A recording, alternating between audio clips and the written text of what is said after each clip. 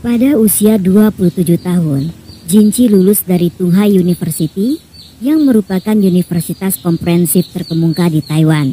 Setelah lulus, dia bergabung dengan Cathay Life Insurance Company dan menjadi petugas asuransi.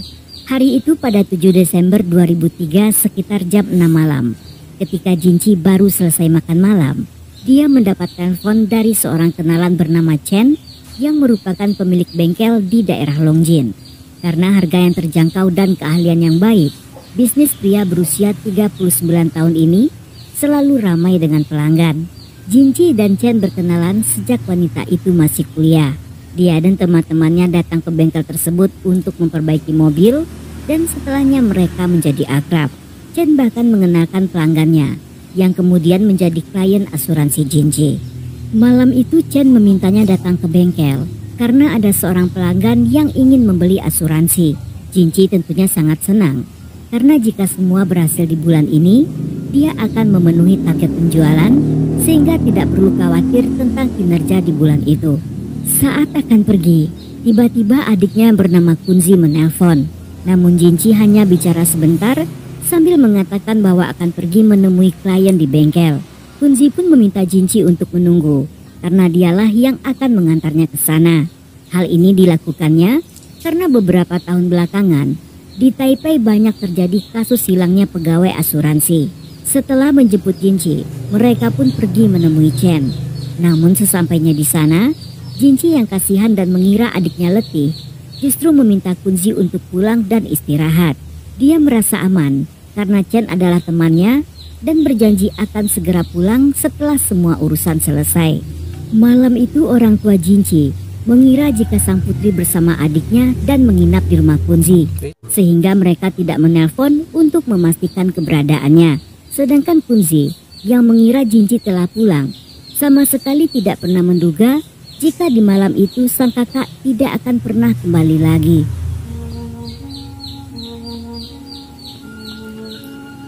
Keesokan harinya mereka dikagetkan ketika kantor Jinci menelpon dan menanyakan keberadaan wanita itu. Di saat itulah mereka menyadari jika semalam Jinci tidak pulang kemanapun.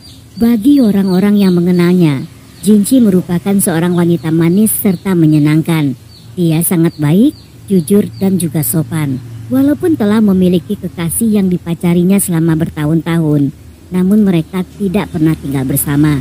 Dan di usianya yang menjelang 30-an, Jinci masih tinggal bersama orang tuanya. Wanita itu sebelumnya tidak pernah menginap di luar, sehingga hal ini merupakan di luar kebiasaannya. Mengingat semalam dia mengantar sang kakak ke bengkel Chen, Kunzi pun membawa orang tuanya ke sana untuk menanyakan keberadaan Jinci.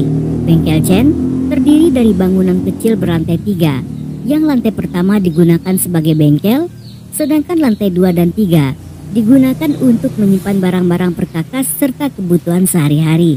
Setibanya di sana, Chen yang sedang sibuk memperbaiki mobil terkesan acuh tak acuh. Menurutnya, saat kedatangan Jinci semalam, dia meminta wanita itu menunggu selama 10 menit. Namun karena masih sibuk bekerja, dia pun meminta Jinci untuk datang di lain waktu dan setelahnya dia kembali bekerja, sehingga tidak sempat memperhatikan saat Jinci pergi meninggalkan bengkel. Namun Kunzi yang tidak yakin meminta izin untuk memeriksa bangunan tersebut. Yang mendengar hal ini, seketika ekspresi Chen berubah drastis. Dengan marah sambil memegang obeng, dia berdiri di depan pintu dan berteriak mengatakan jika di sana ada wanita hamil yang tinggal dan tidak nyaman baginya ada orang lain yang masuk. Di saat bersamaan, pegawai Chen yang bernama Guang meminta keluarga Jinci tidak mengganggu bosnya yang sibuk bekerja dan menyuruh mereka segera pergi. Karena tidak punya pilihan, mereka pun meninggalkan tempat itu dan menghubungi para kerabat serta teman-teman yang membantu mencari Jinci. Namun setelah seharian menyusuri kota Longjin, Jinci masih belum ditemukan. Dalam proses pencarian, semakin banyak orang-orang yang mencurigai Chen. Karena pria itulah yang memintanya datang untuk melakukan bisnis, sehingga tidak mungkin dia tidak tahu keberadaan Jinci. Banyak dari kerabatnya yang mulai menduga-duga jika mungkin saja Chen yang tertarik pada Jinci telah menyekapnya, dan hal inilah yang membuat pria itu marah saat Kunzi akan memeriksa bangunannya. Keesokan pagi keluarga Jinci kembali mendatangi bengkel tersebut. Namun berbeda dari sebelumnya, hari itu Chen justru bersikap sangat baik. Dengan ramah dia mempersilahkan masuk dan membiarkan mereka memeriksa keseluruhan bangunan itu. Namun walaupun telah memeriksa dengan hati-hati, mereka tidak menemukan tanda-tanda keberadaan Jinci. Sehingga mereka pun menghubungi polisi dan melaporkannya sebagai orang hilang.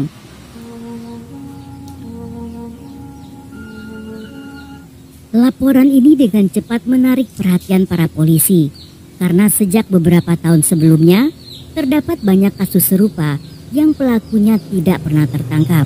Terutama ketika mereka mendengar nama Chen yang dulu pernah mereka curigai. Mereka pun membawa Chen dan menggunakan kesempatan ini untuk menyelidiki pria itu secara menyeluruh. Saat itu polisi memperlihatkan rekaman CCTV yang berasal dari dekat bengkelnya, yang di sana menunjukkan bahwa setelah Jinci memasuki bangunan tersebut, dia tidak pernah terlihat pergi meninggalkan tempat itu. Walaupun bukti tersebut sangat kuat, namun Chen justru bersikap sangat tenang dan bersikeras mengaku tidak tahu keberadaan Jinci, serta menolak bukti-bukti yang ditemukan polisi. Selama interogasi berjalan, polisi yang mengamatinya menemukan kejanggalan pada pria itu. Kebanyakan orang yang diinterogasi dalam ruangan sempit, pengap, serta di bawah tekanan, tentunya akan mengalami lonjakan emosi. Namun Chen justru terlihat santai, yang dengan percaya diri menjawab semua pertanyaan dengan jawaban yang seolah sudah dipersiapkan. Berdasarkan temuan polisi, diketahui jika Chen bukanlah orang yang cerdas. Sejak kecil, dia mengalami kesulitan dalam tulis baca, sehingga putus sekolah pada kelas 2 SMP. Hal ini membuatnya setengah buta huruf. Dan walaupun pernah duduk di bangku SMP, namun dia tidak bisa membaca tulisan yang ada di KTP-nya. Dengan kondisi ekonomi sulit serta memiliki 9 orang anak, orang tuanya hanya bergantung pada kerja serabutan. Akibat kondisi yang memprihatinkan, mereka tidak terlalu peduli pada pendidikan anak-anaknya. Selain itu, setiap kali orang tuanya bertengkar, untuk melampiaskan amarah, secara bergantian mereka akan memukuli anak-anaknya. Demi menghindari pukulan, sejak kecil Chen sering berkeliaran di ladang. Di sana dia suka melukai lengannya hingga berdarah dan menggunakan darah tersebut untuk memancing tikus keluar dari sarang. Dia akan menangkap tikus-tikus tersebut yang setelahnya akan disiksa dengan berbagai bentuk. Karena sejak kecil hidup dalam lingkungan seperti itu, saat dewasa kepribadian Chen menjadi sangat tertutup. Dia masih mengalami masalah bicara dan buruk dalam berpikir. Namun saat interogasi berjalan, dia justru bersikap tenang serta menjawab dengan lancar, yang tentunya bertentangan dengan kepribadiannya yang dikenal cenderung bodoh. Dan hal ini membuktikan jika pria itu tidaklah sepolos penampilannya.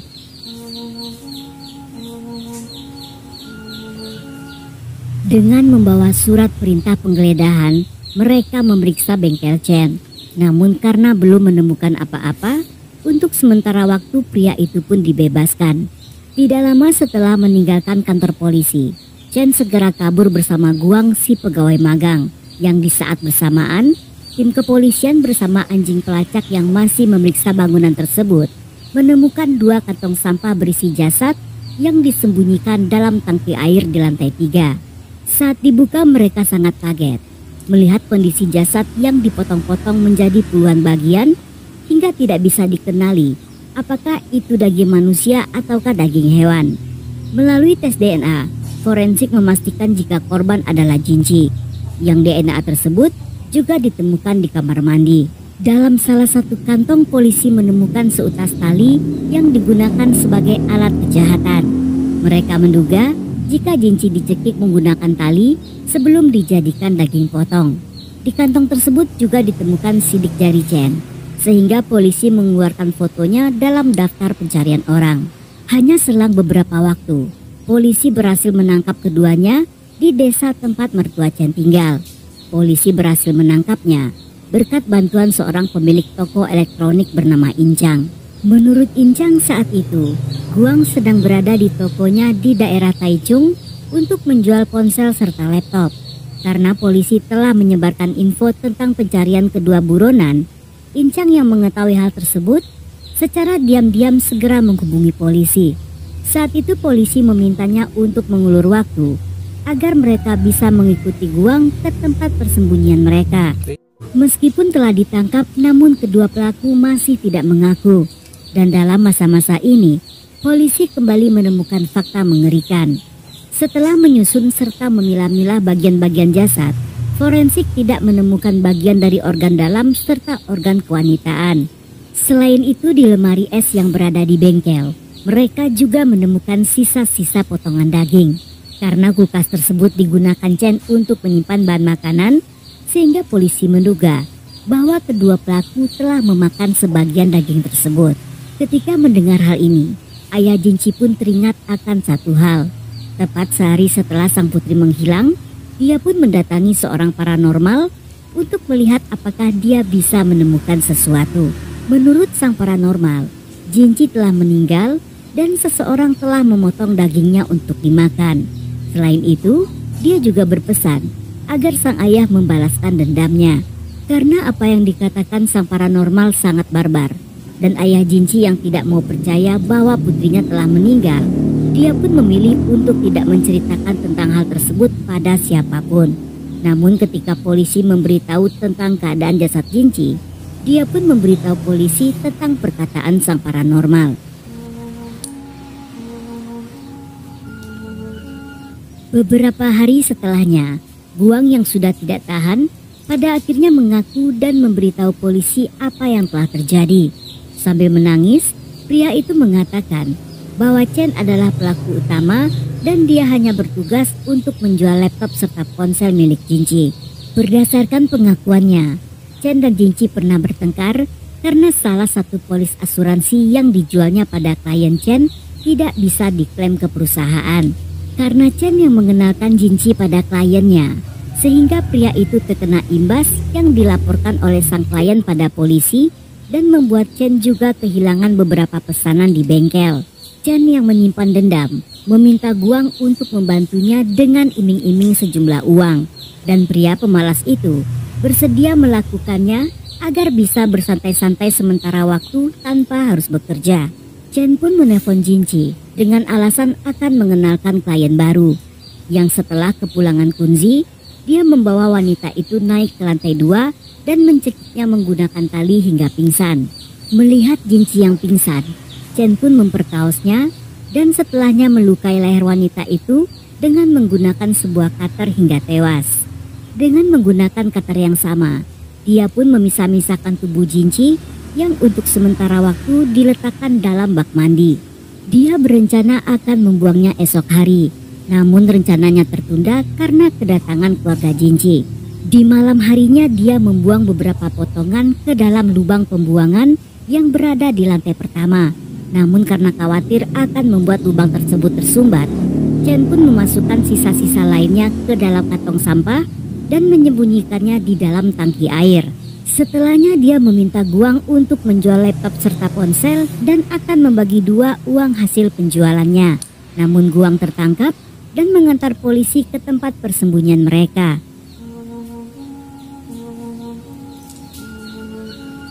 Berdasarkan pengakuan Guang, polisi pun mengundang mantan istri Chen dan mengatur keduanya berbicara berduaan saja.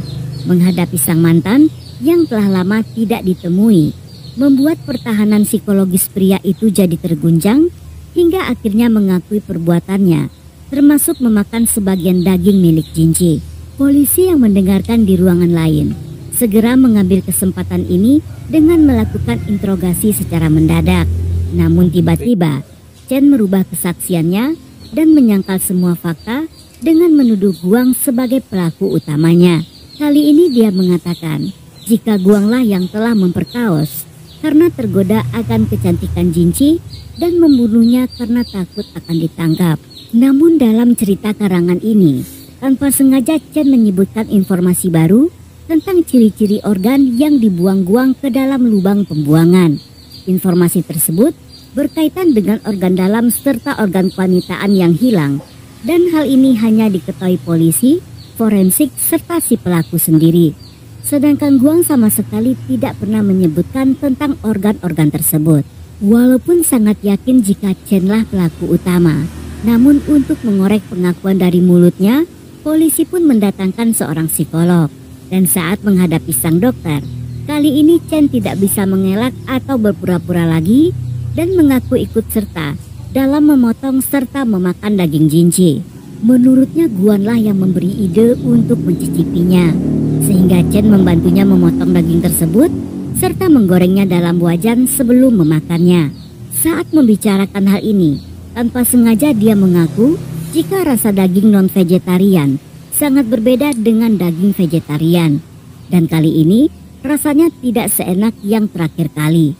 Hal ini membuat polisi kaget dan teringat sebuah kasus seorang mahasiswi bernama Rui Fen yang hilang di tahun 1991. Rui Fen yang juga penjual asuransi hilang setelah mendatangi bengkel Chen untuk melakukan pertemuan bisnis.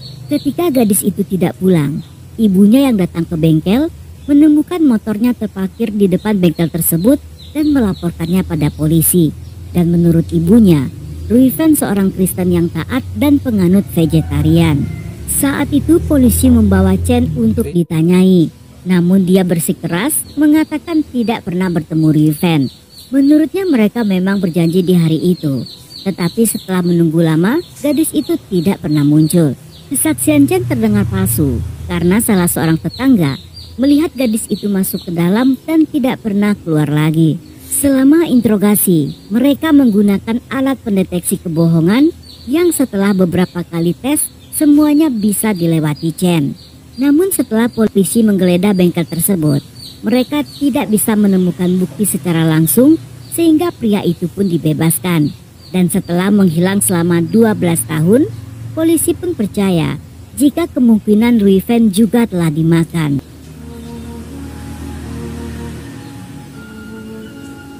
Polisi pun melakukan penggalian di lubang pembuangan tersebut, yang setelah beberapa jam kemudian, mereka mengumpulkan banyak barang bukti yang dimasukkan ke dalam 4 buah ember.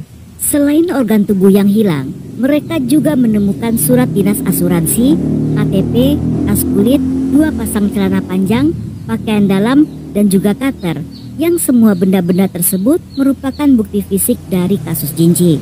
Mereka juga menemukan 2 tas ransel wanita, yang berarti korban Chen lebih dari 2 orang. Karena selain Jinci dan Rui Fen, di tahun 1995, polisi juga mendapat 2 laporan orang hilang dan kedua korban merupakan pekerja asuransi. Dalam interogasi lanjutan, Guang dan Chen pun saling tuding. Walaupun keduanya saling serang, namun dari pengakuan yang berbeda-beda, pada akhirnya polisi berhasil menyusun kronologi kasus dengan sempurna. Yang terjadi di malam itu, saat Jinci tiba di bengkel, Guan menjadi orang pertama yang membicarakan tentang asuransi untuk mengalihkan perhatiannya. Di saat Jinci lengah, Chen pun mencekik menggunakan tali dan membawanya ke kamar mandi, yang di sanalah mereka bergantian memperkaos wanita itu. Sepanjang malam walaupun telah mengalami banyak penyiksaan, namun Jinci yang koma masih bertahan hidup. Sehingga kedua pelaku memutuskan untuk melukai lehernya dan memisah-misahkannya menjadi potongan kecil yang kemudian digoreng dan dimakan berdua.